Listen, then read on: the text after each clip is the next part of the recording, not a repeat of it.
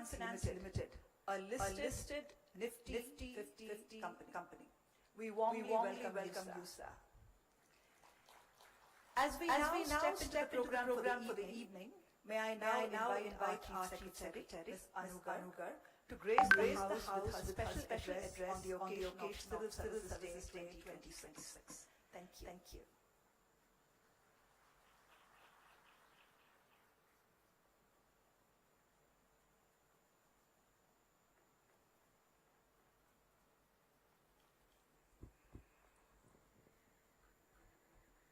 Good evening, everyone. Today's keynote speaker, my senior colleague, Jugal Mohapatra sir, all the other colleagues present here, all the collectors and their teams, civil servants who are joined by VC, ladies and gentlemen. At the outset, let me congratulate one of us on this occasion of Civil Services Day. I am personally so indebted to sir for having accepted our request. I'll be very late for having joined us here, and I'm sure all of us are looking forward to hearing from him. And therefore, I will keep my special address very short. Just a couple of points. First thing is that I would like all of you to be enthused about the vision that has been made, because it is in our lifetime that we are actually going to see it start and roll out. So it is a huge vision, as all of you sitting at the back also are aware, where we have very ambitious targets. So from $113 billion economy, we will be going $500 billion by 2036 and $1.5 trillion by 2047. And for that, we are at 7.9% growth rate. But even this will not do. So we need to grow at 9.5 to 10 to 11%, and which is not a small feat. However, if we all contribute, if let us say you are the additional secretary looking after HR in your department, but if you do that well, you're able to give talented people on time to the department, I think your job is done. If you are a law joint secretary in some department, and you're able to get all the cases done in a manner, or some critical ones very fast, then your battle is won. Such even ASO at any level, if you're able to put up the files time and able to do that in time, then your job is done. So each one of us will have to contribute, because it's a big target, and we have to all of us work towards it. Just to give you some examples, Paradip Port Trust is going to double its capacity. Our steel capacity will go up from 27 empty to 100 empty. So these are the kind of changes that are being envisaged. And so the scale that has been conceptualized will be there if we have all hands on deck. All hands on deck. And so I would like each one of you to give your best, give your ideas, and let us take this forward. The second is, you have all heard of scale, speed, and synergy. So we are trying to do things faster. We are trying to do things bigger, and we are trying to do them together, breaking the silos. I would like to introduce a few more S's: scale, speed, synergy, system building. We may in our enthusiasm starting things, but unless we ground them with proper structures, proper monitoring, third-party evaluation,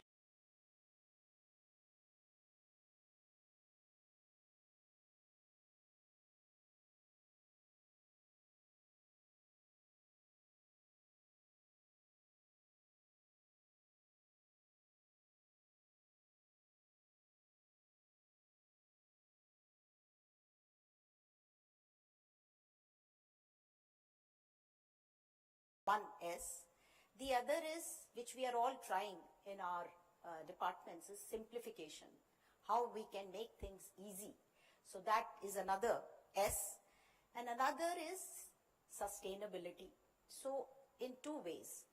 Sustainability from an environment point of view, which is very important, but also sustainability of our own creations, our schemes, our policies. I mean, we should not just make some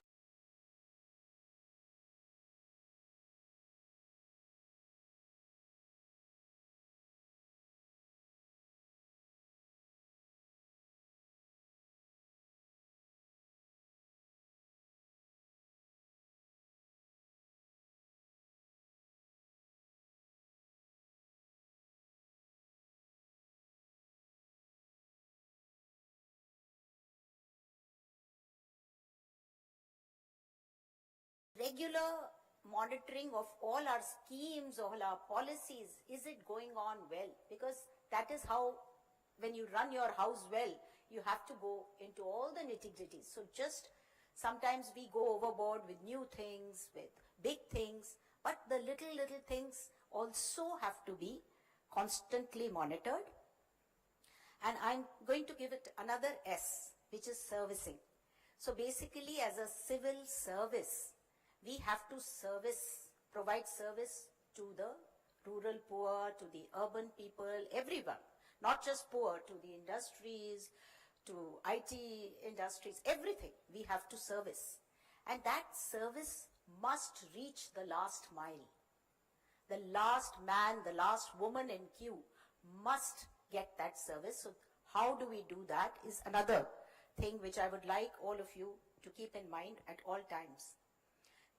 Another point is that a lot has changed.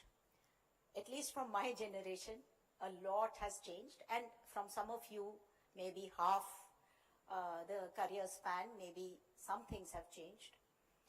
But what we are seeing now is an IT revolution and an AI revolution. What we are seeing is the taking over of Gen Z. We are seeing lot of urbanization. We are seeing social media. We are seeing more women in the workforce. We are seeing mobile having taken over our lives. And we are seeing, and that's by God's grace, lot of funds available for whatever we want to do, at least in our state, touch wood. So with so many changes and more, I would like all of you to also rethink, reconfigure what is it that is going to be required now. We can't, what was okay maybe 20 years back may not be okay now. Are we prepared for this kind of AI revolution, for this kind of Gen Z? Are we preparing them enough, or are we prepared for them? Because eventually in 2036, they are going to be in these positions where we are sitting. The final point is that in your careers, and this is for the collectors and for all of you sitting, there will be highs, there will be lows. Highs, please handle with humility, and the lows with positivity. And I'm sure things will work out.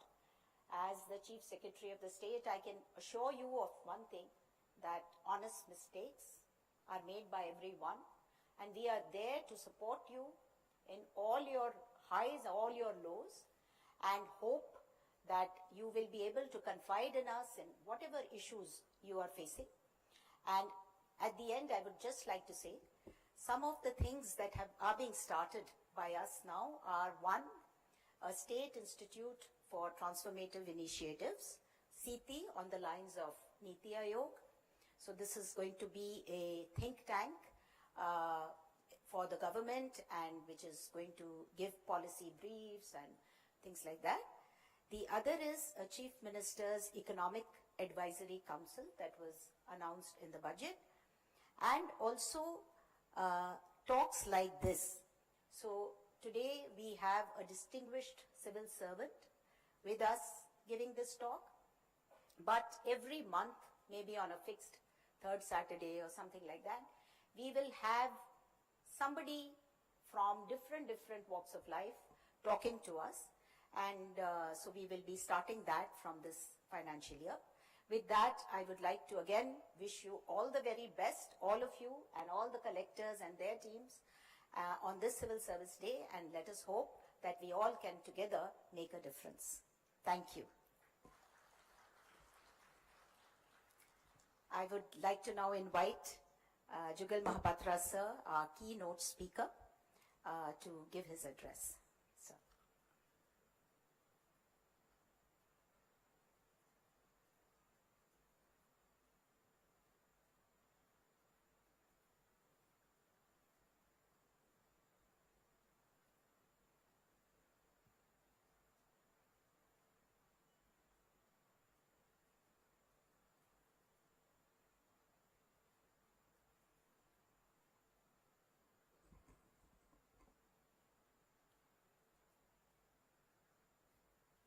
A very good evening to all of you, those who are here in this hall and those who are joined from different districts. Let me, at the very outset, offer my heartiest greetings to all of you on this very important occasion, the Civil Service Day, whose importance has already been highlighted by Chitra and the Chief Secretary. I won't speak a lot about the Civil Service Day as such and how it originated and the history and the contemporary relevance of it.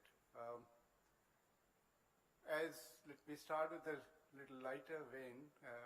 All of us who have retired become wiser after retirement. So most of us, when we speak something or write something, everybody says, what is this? You all have become wiser after retirement. And we have assumed the right to pontificate. And it is in this spirit I would like to, sort of seek your indulgence for about half an hour, not more than that. I remember I started my career not as a civil servant, but as a teacher. And my senior colleague told me that never stage your class beyond 30 minutes. That's because that's the optimum attention span of anybody. So I think it's become lower than that. 30 minutes is also very large. So let me see if I can shorten it further.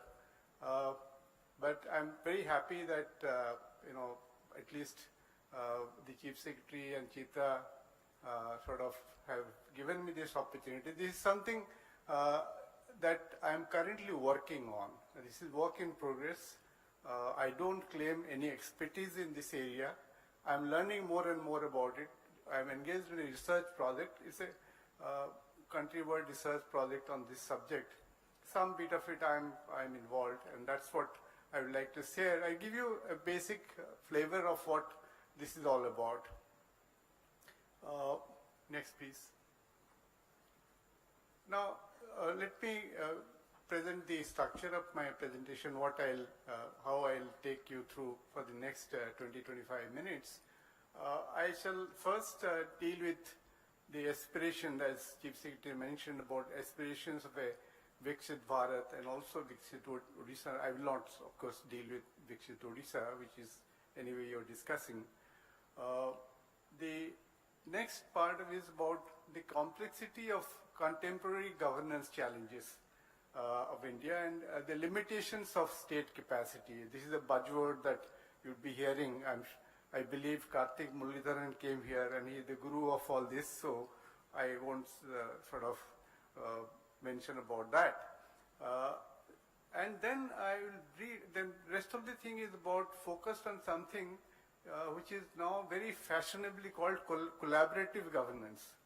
Now, this is not rocket science. This is something many of us have been doing for years, but academics have a way of spinning things around so that it becomes a little more marketable. So, collaborative governance, what is it? What is the conceptual framework? What are the essential features of collaborative governance? And does collaborative governance deliver better governance outcomes? That's a question I would like to pose and sort of deal with it. And then briefly present to you the working framework of collaborative governance. And then the last page is present some case studies. I mean, It becomes very boring if I deal with abstract concepts, but maybe I could present to you the case studies of some of the well-known case studies of collaborative governance, first in the advanced countries, then in the emerging countries including India, and then India specifically there are some examples I would like to discuss. And finally, what are the conditions under which collaborative governance become more, amenable, which make amenable to collaborative governance? Which are the conditions in which collaborative governance is likely to succeed more? That's the sum total of what I'm going to deal with. Next, please. Now, India's march, we have this vision of we want to be a developed country, a high-income country by 2047. At least we are marching towards, if not a high-income country, at least we have a reasonable prospect of becoming an upper middle-income country. Today we are a lower middle-income country, but we have a realistic prospect of becoming an upper middle-income country in the foreseeable future.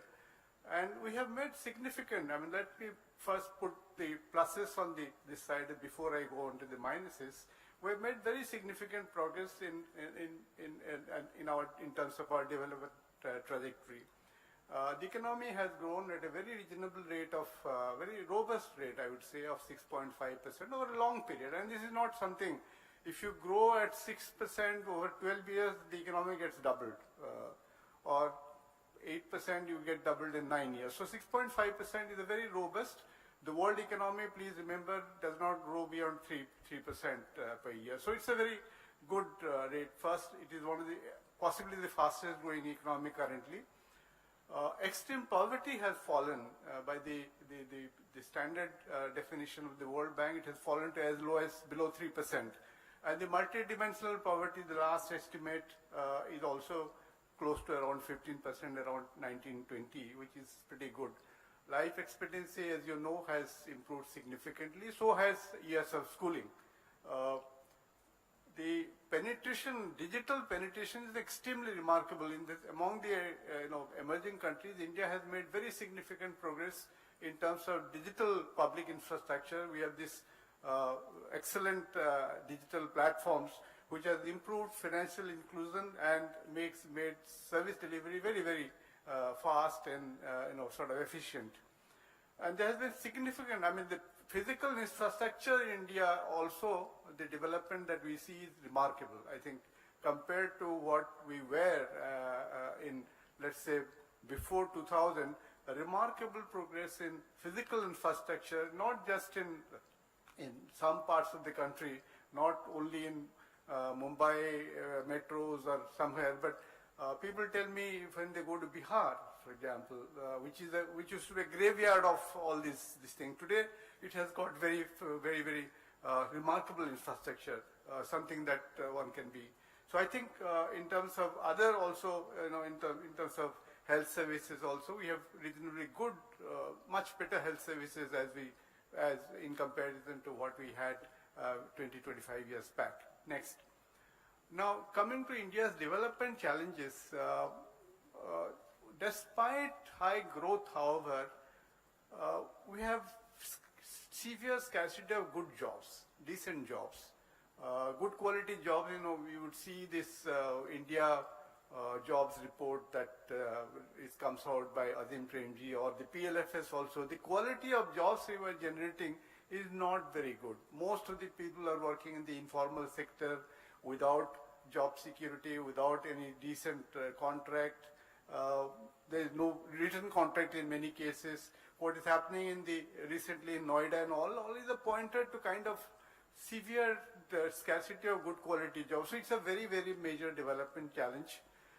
Absolute poverty has definitely declined, but so our inequality problem remains fairly challenging, both in terms of personal distribution of personal wealth and income, and also in terms of regional spread of development. There is a clear north-south divide in terms of our development trajectory. If you cut India into half, you can see on north and south, you can see a divide, and also similarly west and east.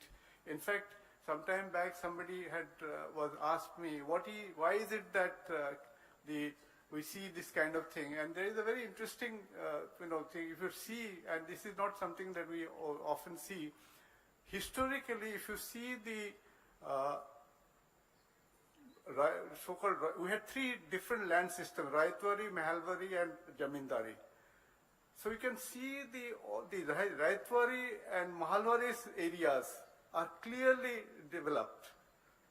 Whether it is west and south, they had this Mahalwari and Raitwari system there. Whereas large parts of North India and Eastern India were under the permanent settlement system, and they are all Jamindari system, they are all languishing. So I think institutions do matter, and there is a development divide. So regional inequality is a big challenge. Agriculture, of course, we had the Green Revolution and all that. No significant breakthrough. We have all been hoping for a second and third Green Revolution, but that has eluded us in many ways. We may be very, very self-sufficient.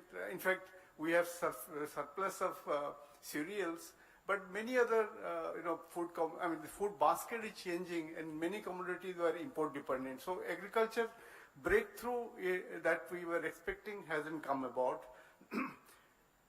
In the area of education and health, the access has tremendously increased thanks to the Sarva Sikkha Abhiyan, or what they call now, you call it Samagra Sikkha Abhiyan, and the National Health Mission.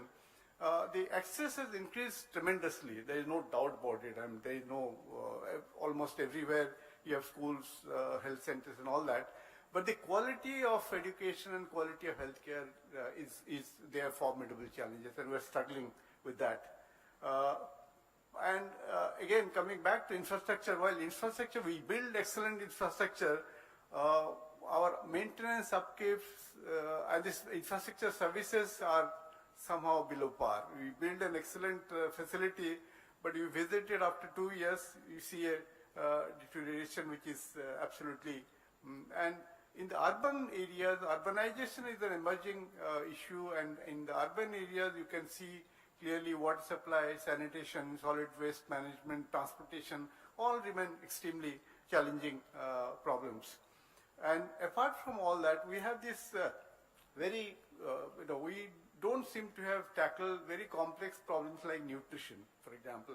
And nutrition is a very, very complex problem. Surprising, I mean, we cannot associate nutrition with low income. Even in high income states, we see poor nutrition, poor indicators of nutrition, reducing malnutrition, and preparing lastly for the economy and the society to adapt to climate change remains still kind of a problem that we haven't done very well, I would say. Next. Now, mostly, I mean, people talk about, while we have done very well in some fronts, as I mentioned, for the challenges that we're facing currently, people ascribe it largely to our limited state capacity. It is not a lack of resources. We had lack of resources many years back. When we were in finance, our daily problem is how to sort of keep our system afloat. Today, we don't know how to manage the surplus. So resources we do have, but state capacity to deliver and to tackle complex problems is somewhat limited. It is not to say that we didn't do anything to reform the system or improve state capacity. In the 90s, following liberalization, we did try to bring in what was called fashionably at that point of time, new public management. Essentially, new public management meant bringing in private sector management practices into governance, public administration. So we had this privatization, we had outsourcing, we had contracting out, public-private partnership. All this bundle of developments, they came under this aegis of new public management. Deregulation, privatization of power sector, and all that happened. So these targeted specific sectors, largely infrastructure, didn't touch the core of governance. And with that too also we adopted in a very, very peaceful manner. The other thing that was tried, largely the internal structure of the government has not changed much, despite sporadic attempts at times.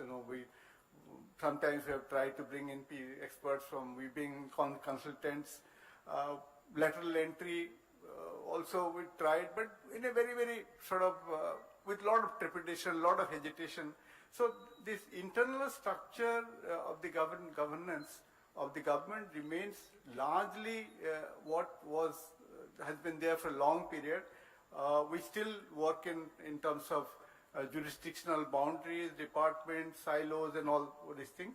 And so the rigid boundaries that we have in our structure, in our governance structure, that largely remains despite sort of attempts to reform periodically. Next. I mentioned that, the new public management basically was something like, as I said, it was an importation from the private sector, so it treated citizens as customers. How can we improve customer satisfaction? That was the focus. But that was not adequate to sort of address what is now currently called wicked problems. And I shall deal with this term. This is when I heard about it, I was very fascinated. What is a wicked problem? And NPM focused largely on very problems which are highly structured, highly defined, which can be sort of, you can define the problem very clearly, you can break it down to units, and you can sort of create SPVs to solve this, resolve those problems. So NPM type reforms work very well when the problems are very well defined and clearly defined, the task is identified, but they are not adequate to handle, as I will describe later, the wicked problems of the governance. Next. Next, please. Yeah, go back, please go back. The other thing that issue that comes up with it, there is also, if you see largely the efficacy or efficiency or sort of effectiveness of governance depends on citizens' trust. How much citizens trust us? If there is a trust deficit, we don't deliver very well. I think you reflect back, whenever you are trusted, you deliver more efficiently.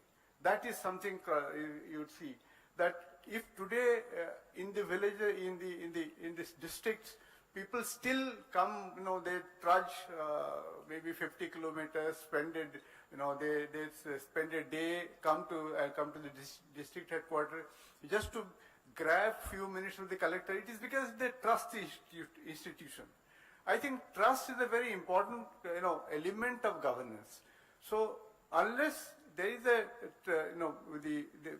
trust deficit that has developed, that can be, the credibility gap that is there can be addressed.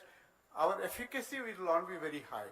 Our ability to solve problems will not be very high. And that is something that, is a very important challenge today.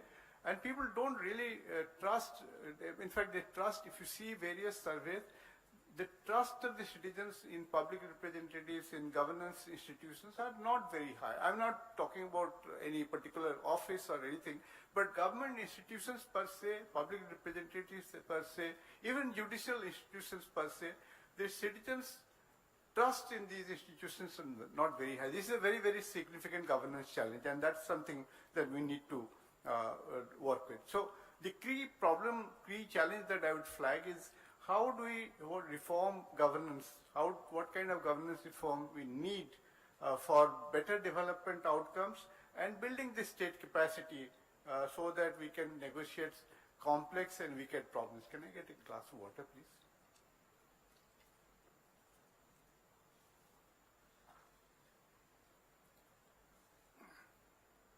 Next.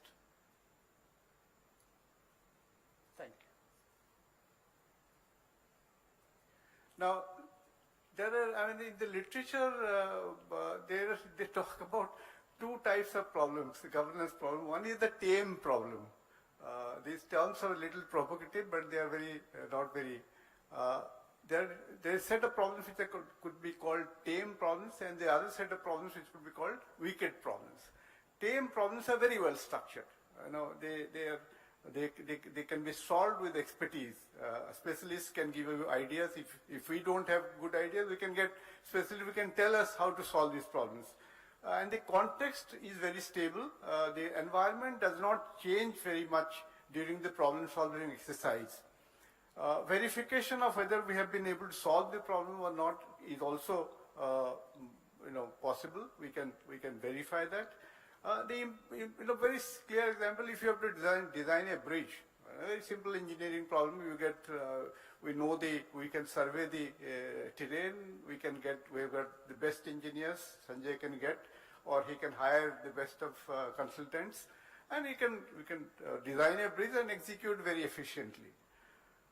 Similarly, you want to transfer 1,000 crores in 1 minute, if Sanjeev is willing, click of a button we can transfer. So these are all tame problems, which are highly defined, well-defined, they are tractable. Wicked problem by definition are very, they are not well-defined, very hard to define. What exactly is the problem we also try to, we are not able to figure out. The solutions are not true or false, but better or worse. I mean, it is a question of relative, and evaluation depends on what is the person's perspective. And every attempt to solve the problem also might change the context, might change the environment, so may create new challenge. So, and there is no clear stopping. We don't know whether the problem has been solved, at what point the problem has gone away. And the interconnectedness of the, it's not something that affects only, it's the, one sector. It is cross-sectoral, cross-jurisdictional, and a lot of other issues are interconnected. I mean, think of nutrition. Nutrition is not simply giving nutritious some couple of eggs in a meal or something like that. It depends on a whole lot of factors. It depends on health, it depends on environmental hygiene, it depends on mother's education. So it's a very complex, interconnected thing. You can't tackle one sector and solve this problem. And therefore, lots of issues relating to, which we face today, which remain unless our success has been underwhelming in those areas of governance where the problems are really complex and wicked in nature. So they're wicked. These are the wicked guy, like the most difficult chap in the class. That is the wicked problem we single out. And I think of poverty. I mean, so poverty is something, it's not just, giving some kind of an income transfer. I can give somebody 300 rupees per month or 5,000 rupees per month and poverty goes away.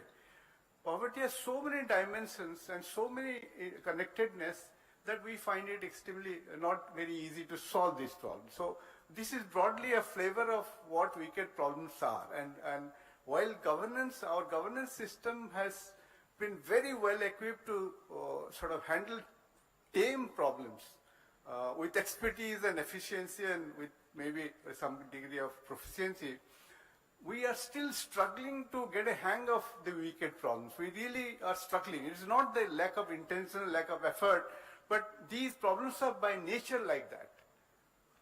Next.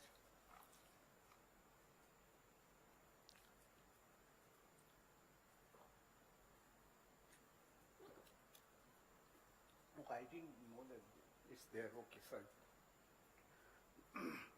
So, I mentioned there are a few examples of the wicked problems that we have contemporary in the rising income inequality. I have mentioned about it, and that's threatening economic growth, quality of life.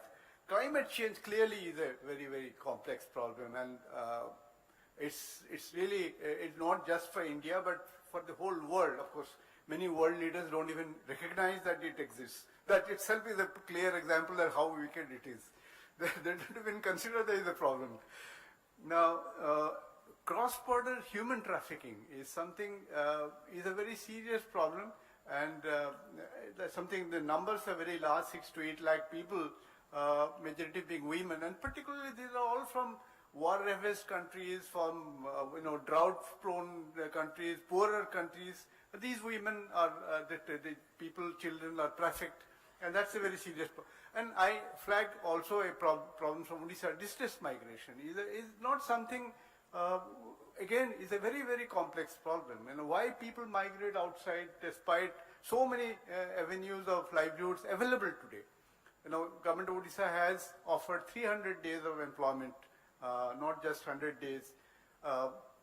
Wage rates are as par with higher wage rates you are offering. So why are still people migrating? And this is not something that so I would say that this class of problems are, they require a very, very different approach perhaps in governance, and that's where the issue would be very, very okay. So I think the other message that I would like to mention about, to very briefly about the wicked problem is that these problems, they are not restricted to one sector, they are not restricted to one jurisdiction or one stakeholder, so they involve multiple stakeholders, multiple jurisdictions, multiple sectors, so they cut across all kinds of boundaries. And the traditional governance model, as I mentioned, is not very, as of now, is not very equipped. And there is no single organization you can say, this is your task, you solve it. You tell the Women Child Development Department, this is nutrition, your problem, solve it. I'm sure there is no way even if you are a superhuman being who, as a secretary, can solve it. So these are all multi-sectoral, multi-jurisdictional, multi-stakeholder oriented. So we need a different approach for that. And that's where the concept of collaborative governance has come into. And this is, this is a theoretical construct. Basically, it all means that the state and non-state actors come together to solve or manage or deliver, either create a policy or manage a program or implement a program. So basically, what it means is that it's not just government. Basically the idea is that governance has become so complex that it can't be left to government alone. There are lots of other agencies have to be brought in if we want to make a, sort of have a good go at this problem. So that's the whole idea of bringing all the relevant stakeholders together to try and crack the problem. That's the whole idea. So you might ask, why, after all, we do involve private sector, we do involve NGOs, we do consult academic, we consult them. Isn't that collaborative governance? I think the essential elements of collaborative governance are, there are 6 major principles, if you, criteria, if you want, any approach would be collaborative if these filters are met. First, this forum, the forum of collaboration is initiated by a public agency. It has to be government-led. It is not, the initiative is not coming from the outside government. The government has to take this initiative and create the forum. The second is that the participants must, in the forum must include non-state actors. And non-state actors include private sector, academia, civil society, and a whole lot. Anybody who is not a part of government can also be treated as non-state actors. And the third is, they are not merely consulted. Mere consultation is not collaborative governance. There must be a part of decision making. There must be a part of this. This is very important principle of collaborative governance. The decision making in the collaborative forum must be they must be together. It must be. And the forum must be formally organized. It's not that I call a few people, have a chat, and that is collaborative. But it must be structured. It must be structured. And then the decision must be largely by consensus. And the intent, the attempt should be to make, take the decision by consensus. Even if consensus is not achieved in practice, the attempt must be to achieve consensus so that everybody is taken along. So that is the fifth principle. And finally, the forum of collaboration is on public policy and public management. It is not something that relates to outside. Any problem that is of governance or public policy, that would be the. So these are 6 essential principles of any collaborative initiative which fulfills largely these filters or pass these criteria. They could be called collaborative, and this is where we can this is an approach that can work. Now, question is, does collaborative governance lead to better governance? So for that, we need to sort of figure out what do we sort of broadly mean by governance. So very simple framework is of governance is the state capacity, capability or capacity, whatever you call it, accountability, and then responsiveness. So anything that will, initiative which will augment state capability, which will make the government or governance more accountable and more responsive. So we will judge, we'll assess the success or sort of otherwise of a collaborative governance initiative if it does improve this the governance on these dimensions.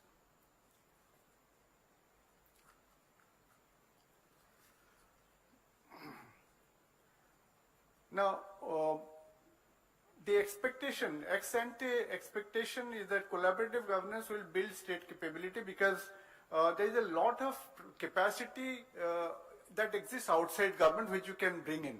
For example, think of a cyclone, a very favorite, you are all experts in managing cyclones now. We have to evacuate 1 million people. Do you think the state agencies can do it alone? You can't. You just get 72 hours time. And it is the people on the ground and the agencies on the ground that can be mobilized. So the state capacity gets augmented. When a train accident happened, you would need half an hour to send your fast responders. And it is in that golden half an hour, it is the local volunteers who will do all the, all kind of rescue operations. So I think a lot of capacity that is available outside the government can be tapped if we have a collaborative approach. So that's so. Secondly, this capacity is not centralized. This is dispersed and distributed. You can have this capacity in Malkangiri, you can have it in Bhubaneswar. So you have more capacity distributed all over. And the civil society organizations also have a much better knowledge of the ground. We don't, the local RI may not have that kind of knowledge also, the lowest level functionary in the government. And they have also much different understanding of the problem. They are much better understanding. I sitting at Bhubaneswar might not know why a particular family in Belpada block of Balangiri is migrating to Chhattisgarh. But if you talk to a local person, he would know exactly why he is doing that. So I think the local knowledge is something that we need to also figure, sort of bring into the system. And working with the grassroots organization also mean what is we always preach, not always practice is decentralization and devolution and that kind, or sort of getting more people, giving power to the people. So these are all, this is in a sense, the expectation is collaborative governance will lead to some kind of, will augment the state capacity.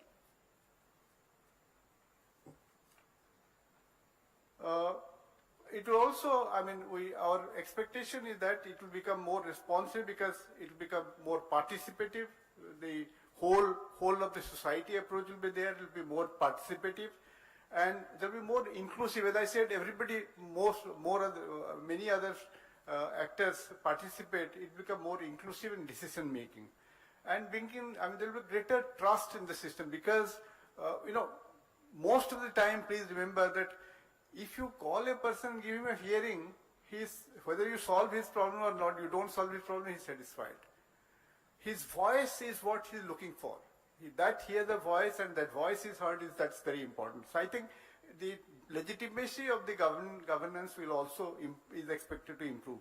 And accountability obviously will, because you are interacting with non-state actors and the public and citizens at large, I think the accountability also is supposed to, there'll be greater accountability and there is greater legitimacy also, apart from legitimacy, greater accountability to the stakeholders. So I think this will be a kind of a path breaking in terms of trust building and reducing the credibility gap that I mentioned.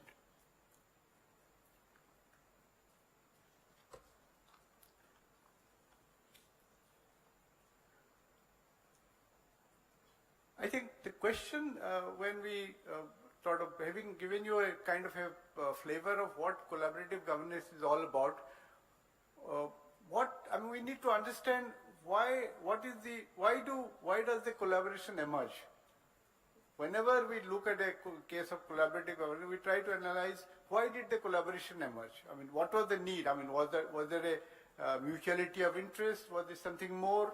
So the context and drivers of collaboration is extremely important. We must understand the architecture of collaboration. What kind of architecture was put in place to make the collaboration work? That is very important. The process of collaboration is also important. And finally, what kind of outcomes came out of it? Whenever we do analyze a case of collaborative governance, try and look at these four aspects. Whether it is I'll give you a number of examples, but whenever you analyze a case study of collaborative governance, try and analyze this from these four. You will get a good flavor of why and why not these kind of initiatives work. Now, in the next 10 minutes or so, I'll not sort of test your patience anymore, but let me give you some examples and from the abstract to the concrete, let me go. In the advanced countries, and most of the, unfortunately, the literature, as usual, is more sort of greater volume of literature on the advanced countries. So you'll find a number of examples because American academics are more prolific. You'll get more of American examples.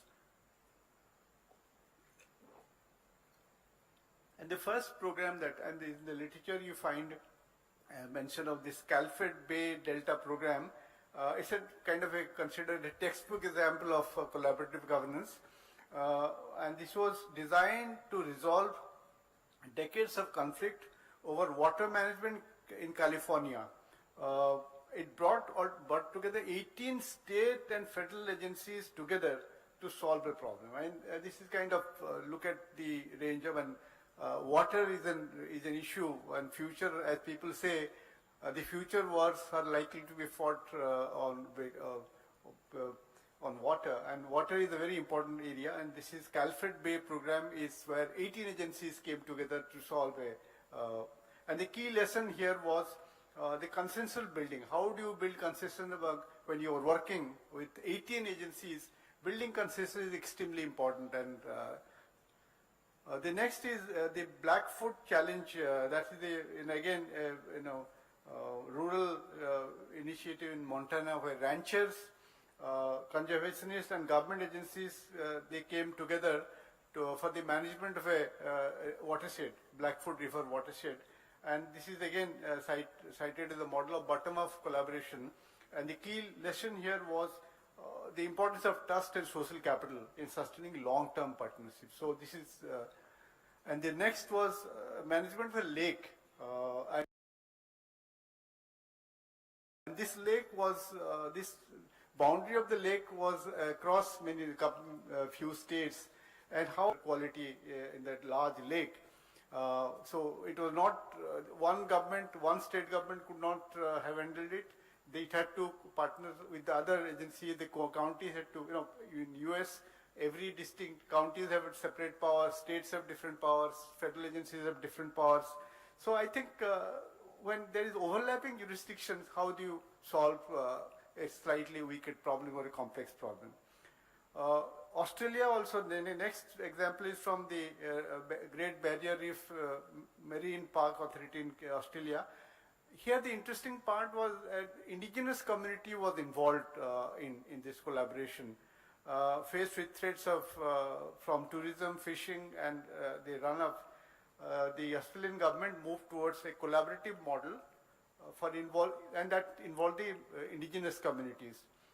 And here the scientists and industries also stakeholders. So here integration of science with traditional knowledge, this was a hallmark of this collaboration. The next case study is from Canada. This is again this urban case study where 3 levels of government, federal, provincial and municipal government, they collaborated how do we solve complex urban problem is something that was this case study brings out very this thing.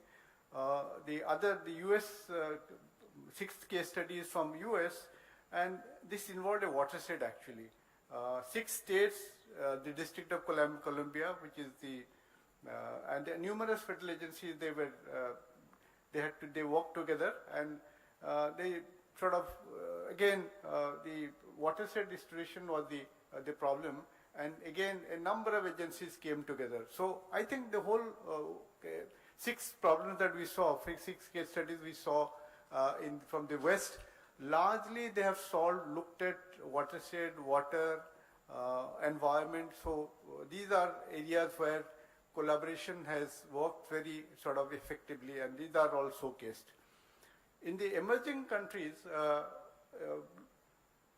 the best known example and best known matlab, they are more well cited. I would say the best one who write about this case study, which is there are more papers, that's more well known. Not necessarily that's the best case thing. The participatory budgeting of Brazil is a very well known, and the BRICS had organized a conference on it about 5 years back. I had the good fortune of participating in this. Think of the urban context.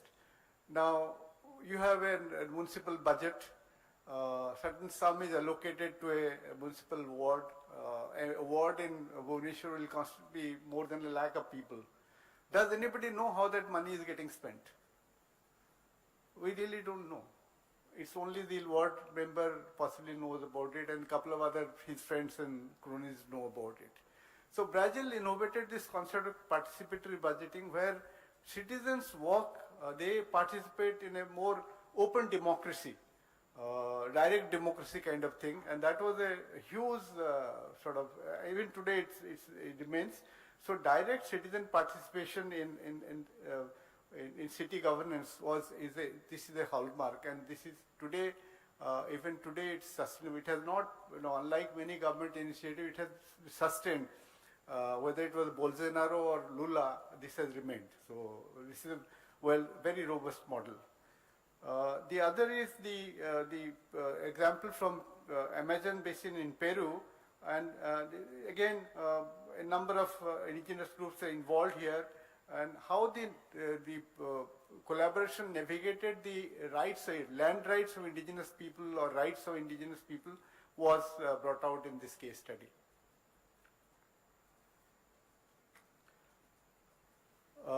The next is river basin management in Colombia. That is something, again, here private, public and civic partnership happened again for management of watershed. And the 4th example is livelihood. It's a case study from Ghana. That's more about livelihoods, more like our NRLM, National Rural Livelihood Mission. This is a anti-poverty elevation program, and it did demonstrate how collaboration can improve legitimacy and targeting of social welfare program, which is a problem for us. Everywhere we go, people say, all kinds of wrong beneficiaries have been chosen, and the more eligible ones have been left out. So a collaborative approach in Ghana has demonstrated that it can be more effective. Community-based forest management, Nepal. I mean, although we have had the Indian case study, Nepal preceded India, and this is again how communities can be involved in managing forests. This is a good example, and although I don't have personal knowledge, I've heard from friends that it's still working very well. We also in India, I'll come to that later. And finally, the sixth example is management of a river. It was in Indonesia, the sixth case study it was the most polluted river at one point of time. And now how the agencies came together, and here the military was involved in the collaboration, and a kind of have a hybrid leadership using military discipline. How could they jumpstart the collaborative process and improve the chaotic regulatory environment and improve the water quality? So restoration of a river was an example in this case. Now let me, next 5 minutes, let me spend and conclude. India has had some iconic cases of collaborative governance, and although we have not discussed much about it, the four iconic examples of collaborative governance I can cite is, one is Green Revolution in mid-60s. Do you think it is only because Norman Borlaug gave some seeds that it happened? No, it happened because scientists, the government, the farm leadership, the panchayats, everybody came together to make it happen.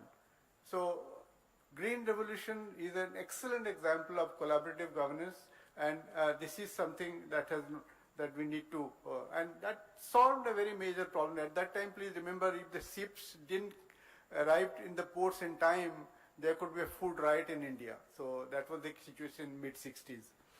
White Revolution again is a case study of collaborative governance.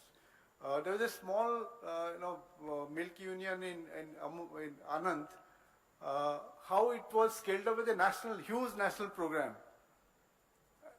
Although it was, the Tribhuvan Das Patel and Dr. Kurian, they were involved in the small Anand example. How the Prime Minister came in, he gave a mandate, created NDDB, got the whole apparatus of national, the operation flood was rolled out, how scientists came in. So the whole the White Revolution itself that we see is again example of technocracy, scientists, administrators, village cooperatives coming together to make it happen. So again, a very iconic example of collaborative governance. The third example is again a literacy, national literacy mission in the late 80s. Some of you may have joined service around that time. Many of you may not have. But in the late 80s, India started this mission of full literacy. And millions of volunteers came together, and it was purely voluntary. Much like the later Swachh Bharat mission, millions of volunteers came together to make every citizen of the country literate. In fact, districts competed with each other to declare 100% literacy first. Kottayam in Kerala, I think this was the first district that declared. So that was the amount of energy that was channelized, that was sort of triggered because of and nobody was paid for this. Nobody was paid for this. It was purely voluntary effort. Government managed to bring in to sort of to have this great. Of course, 100% literacy may not have happened, but it gave an impetus to the concept of literacy as such. And if you see the India's trajectory in literacy has taken an upswing from the late 80s onwards. Swachh Bharat mission of late, and this is a recent example, we may say that okay, it has 100% has not happened, but it has achieved tremendous impact. Today, at least, if you go to, and I believe me, some of the dirtiest areas of the state I visited, and they are remarkably cleaner. I wouldn't say fully this thing, but I know my hometown is Sambalpur. One area was absolutely no-go area. It was absolutely open defecation. Defecation was rampant. But today you drive through that area on the road to Samleswari temple, it's clean. People don't defecate in the open. So I think there has been an attempt that has succeeded, I would say. I would say that people might say, okay, it's not 100%. So what? We have moved very close to that.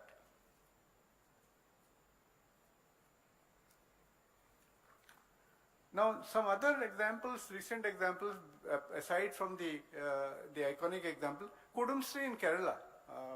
Of course, many other livelihood missions have come, but 1998 Kudumsri is a gold standard in collaboration in livelihood space. Of course, we have the SERP mission in Andhra Pradesh, Undivided. Our own mission Shakti is a very good example. Bihar livelihood program is a good example. So these are all examples where government has collaborated with the non-state agencies to make things happen.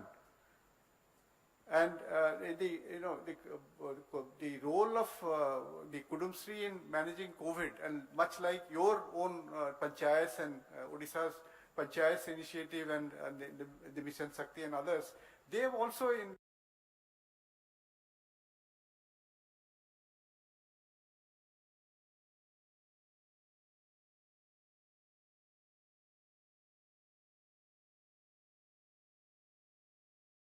disaster situation, they have worked very, I would say, remarkably.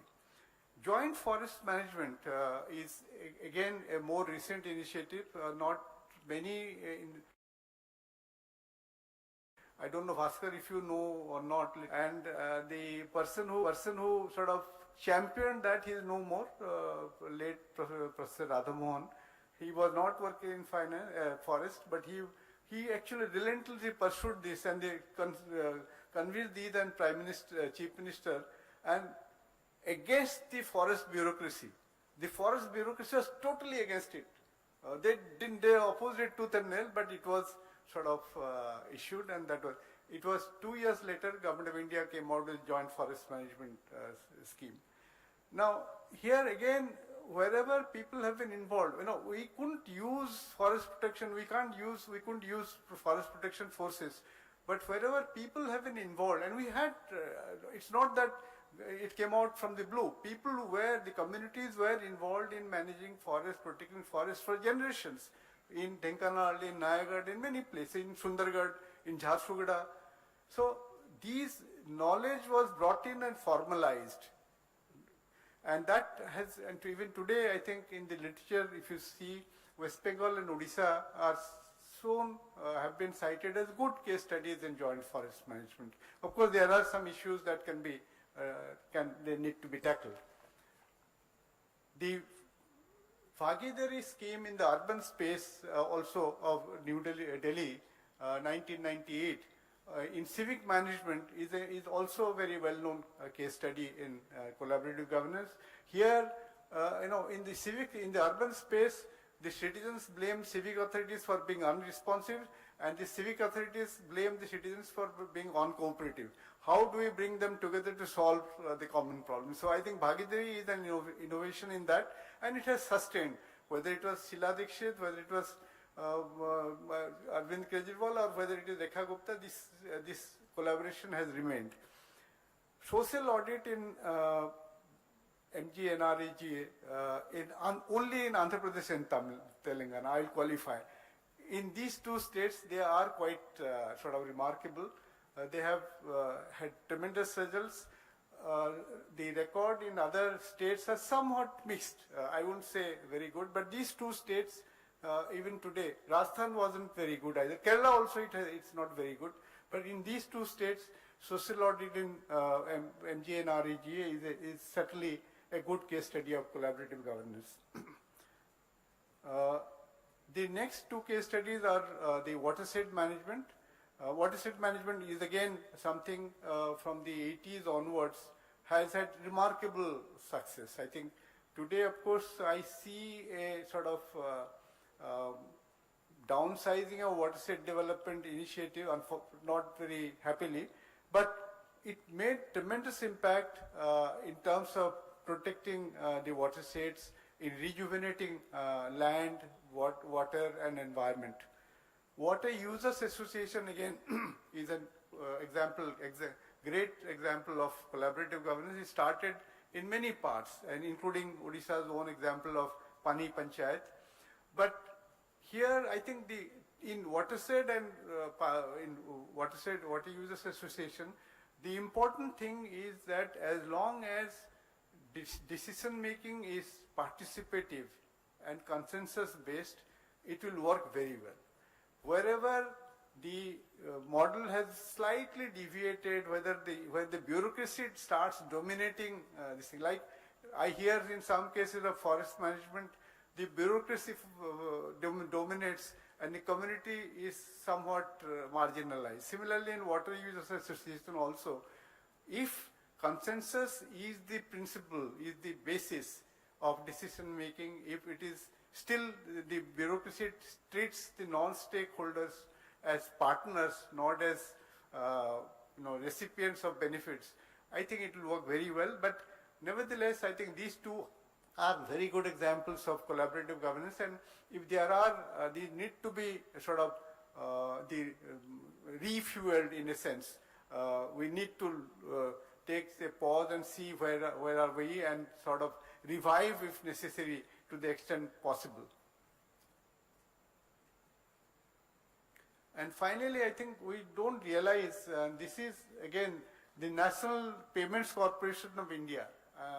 We use it almost every day 10 times, all the payments we made. Do you think it's a government initiative? No. RBI is sort of brought out a model and sort of this thing, and it is public sector and private sector banks together have come to, the company is owned by both private and public sector together. And RBI as the regulator, they sort of they set a common standards. We have an excellent payments architecture which is gold standard in the globally. So today millions of transactions happen every minute. So again, National Payments Corporation of India is an extremely good example of collaborative governance. Whether we have realized it or not, it is one of that. So I think these are sort of very good examples, I can say. In your own example, you can get many more. You may have done many more things when you were in the district or you are still working in the field. But try and reflect on this model and try and see whether you can use collaborative framework for delivering better outcomes. Finally, let me sort of summarize a little bit. What are the conditions where collaborative approach is likely to work better? First thing is that where problems are very complex, don't write it in simple problems. They will anyway. You see where problems are of a wicked or complex nature, which involve multiple stakeholders, which require shared resources, which requires consensus building and trust building, which require massive social mobilization. Whichever program requires massive social mobilization, collaboration is inescapable. I think this is something I would like to highlight. Wherever you need local knowledge and expertise, again, collaboration is a good thing. And programs which require behavior change, something like Swachh Bharat Mission. So these are programs where you need behavior change. Again, collaboration is something that would be very useful. I don't think government agencies are very good at inducing behavior change. So I think these are sort of conditions I would flag. They are they will make collaborative governance a very useful model. Let me finally leave with this quote on a very this thing. This is something I like quoting very frequently. It's getting good players is very easy, but getting them to play together is often very hard. So with that thought, I'll conclude. Thank you very much.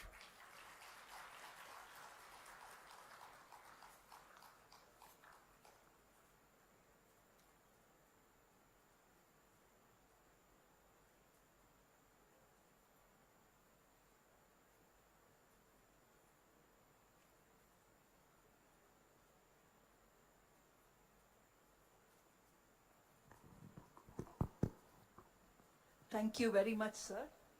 That was both thought-provoking, and for many of us who struggle to see how to go forward, this has given us a new structure with so many deep insights.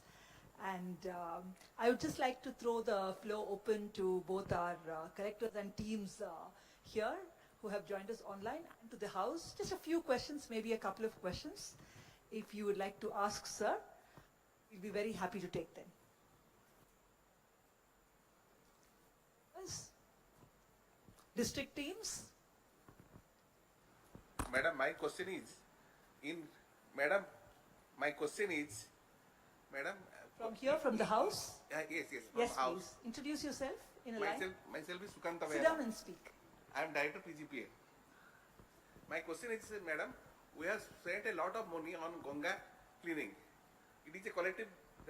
Speak clearly into the mic. So, sir. Madam, my question is, we have spent a lot of money on Ganga cleaning, but it is not effective till date. So, where is the lacuna? Just we want to know from sir. Okay. Any more questions?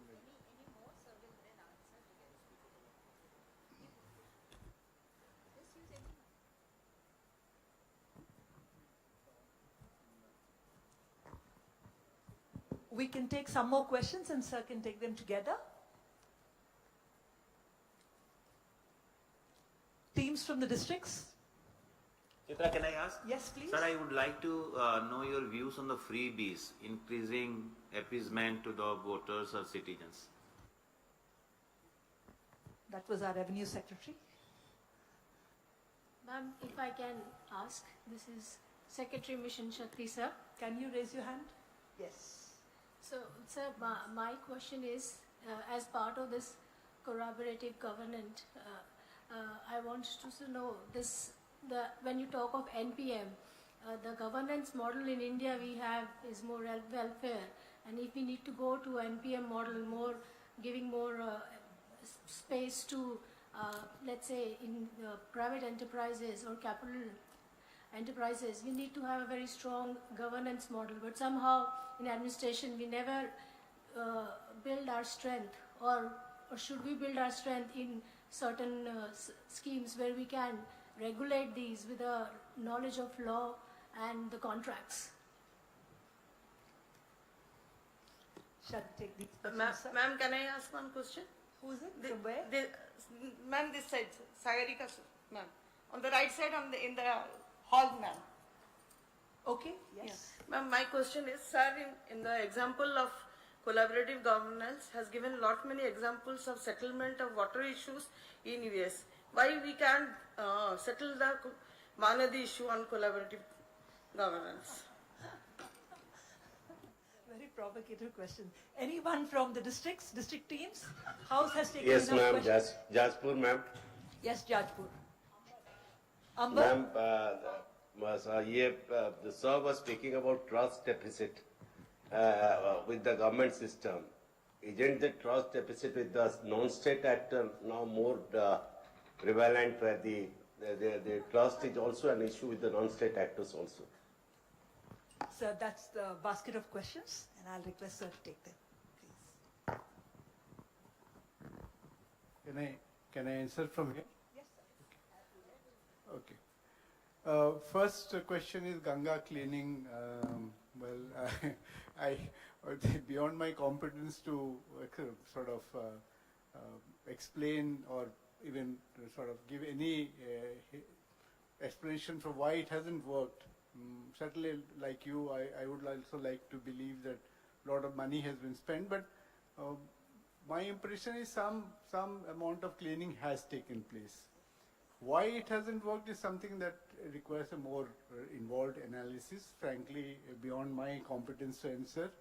But whenever we sort of design a solution, unless we do a root cause analysis and sort of design programs accordingly, we don't. Often we treat the symptoms, we don't treat the sort of the basic cause. I think that is the problem that we see in most. I mean, for example, take the case of air pollution in Delhi. Often we are treating symptoms. We are not treating the causes. I think maybe something like this is happening in Ganga, but I can frankly confess my sort of inability to answer that question. Freebies, yes, Arvind, you asked this question. Again, although not directly relevant to this thing, I have made. See, it's very difficult to. There is no clear definition of what you call a freebie. It's basically your guess or your saying against mine. What we call freebie, politicians think they are very legitimate entitlements. So one simple framework I use in distinguishing between freebies and good welfare program is whether any program or policy sort of improves either efficiency or equity or both. If it does, then I would call it a genuine welfare intervention. If it doesn't, I would say it's a freebie. For example, take my own, I mean, you have worked there, I have worked it. I think fertilizer subsidy is clearly something that is non-merit. Whereas giving a bicycle to a school girl for improving literacy, it improves both efficiency and equity. So I think the touchstone is whether a program or a policy improves efficiency and equity, and if it does, then I think it's a very legitimate welfare program. So that's my short answer to that. The NPM style, whether we should have more skills in regulatory capacity, yes, NPM requires very good regulatory capacity for the part of government. One of the reasons why private-public partnerships have not worked very well in India because we have not handled the regulatory issues very well. No future cannot be predicted with certainty. There will be uncertainty, there will be some contingencies which the contracts may not have envisaged.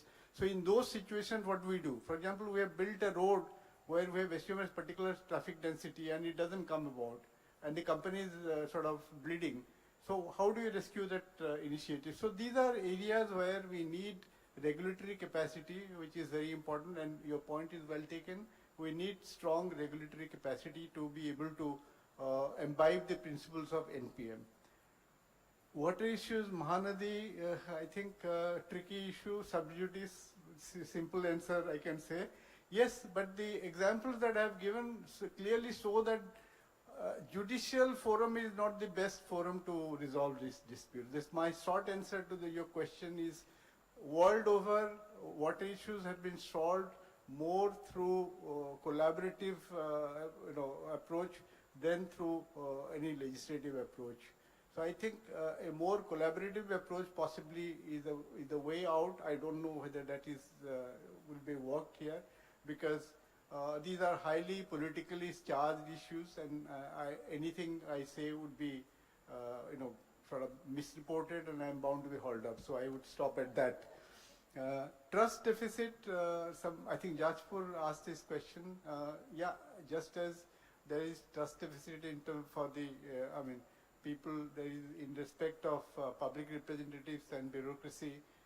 Civil society is also, so there are credibility issues regarding this thing, but we know exactly which is the, when we collaborate, we know which are the good agencies to collaborate with. We can't collaborate with rogues and call it collaboration. So I think the trust deficit in collaboration, in designing collaboration is also very important. We need to be very careful about which agencies we invite to collaborate.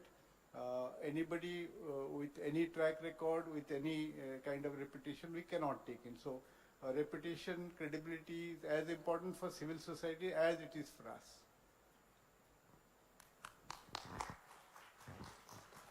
Thank you, sir. A deep dive presentation from sir led to a lot of inquisitive questions. We would now request Chief Secretary to hand over a small token of our affection to sir.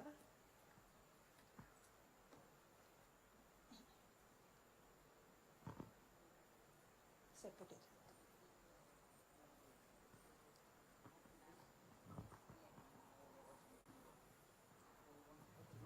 Put it, sir.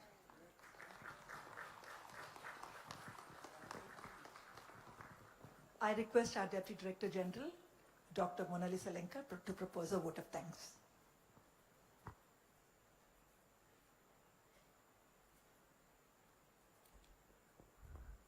Good evening, everyone. When we come to the end of this program, I take this opportunity to deliver a vote of thanks on the occasion of the Civil Services Day, which we are observing today. At the outset, I express our sincere gratitude to Sri Jugal Kishore Mohapatra sir for his insightful keynote address.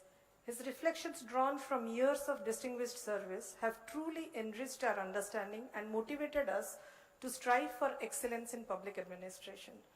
Sir has nicely explained to us the gaps in governance, how to identify it, and the need to develop strategies to overcome it. And he has focused on collaborative governance and its significance by citing case studies from inside the state and of the nation as well. I convey our heartfelt thanks to Srimati Anu Garg, Chief Secretary of Odisha, for her inspiring address to the House, which has set the tone for today's deliberations and reminded us of our collective responsibility towards ensuring responsive and citizen-centric governance. Ma'am has always guided us, and her role in shaping the present and future administrators of our state is quite impressive. I also extend my sincere thanks to Srimati Chitra Arumugam, ACS and Director General of Gopabandhu Academy of Administration, for her continuous guidance and support for organizing this program. Thanks to the esteemed secretaries of different departments, directors, All India Service Officers, State Administrative Service Officers, RDCs and District Collectors and their team who have joined us through OSWAN. I take this opportunity to thank all the participants who have joined us in large numbers and contributed meaningfully during the open house interaction. The exchange of ideas and best practices has made this program both encouraging and enriching. Thanks to all those who have joined us through live streaming and have been a part of this program. I also sincerely thank the INPR department for their support to outreach and media coordination, and OCAC for their technical support and seamless arrangements. I also acknowledge the dedicated efforts of the organizing team at Gopabandhu Academy of Administration for their meticulous planning and seamless execution of the program. Last but not the least, today we must not forget to remember and thank Sardar Vallabhbhai Patel, whose birthday today, that is 21st April, is being celebrated every year as the Civil Services Day. He is the one who referred to the civil servants as the steel frame of India, emphasizing their role in nation building. Taking inspiration from this, as we observe today the Civil Services Day, we reaffirm our commitment to the ideals of integrity, accountability, and service to the people. With these words, I once again thank each one of you for your valuable presence and contribution in making this program a grand success. Thank you all. Now I invite all the dignitaries and participants to join us for the high tea. We will go to the upstairs. High tea has been arranged there. Thank you all.